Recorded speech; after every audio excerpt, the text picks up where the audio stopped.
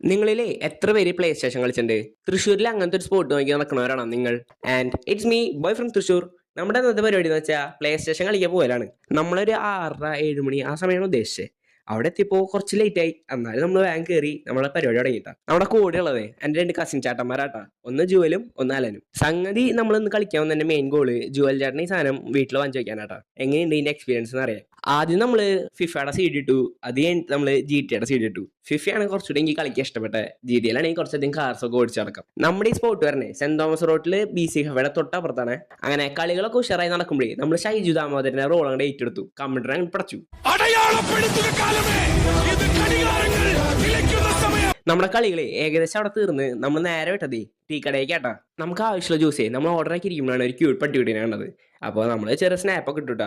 നിങ്ങളുടെ കൂട്ടത്തില് ഒരു സ്നാപ്പ് അഡിക്റ്റിനെ ഒന്ന് ജസ്റ്റ് കമന്റ് ബോക്സിൽ പിൻ ചെയ്തോട്ടാ. ജ്യൂസ് വന്നതും നല്ല ദാഹം ഉണ്ടായിരുന്നു. പെട്ടെ എന്നാണ് ജ്യൂസ് കുടിച്ച് തീർത്ത് കുറച്ചു നേരം സംസാരിച്ചു തന്നോട്ടാ. വീട്ടിലേക്ക് തെറിക്കേണ്ട സമയപ്പോഴേ നമ്മൾ പതുക്കനെ വണ്ടി എടുത്ത് വീട്ടിലേക്ക് തെറിച്ചുട്ടാ.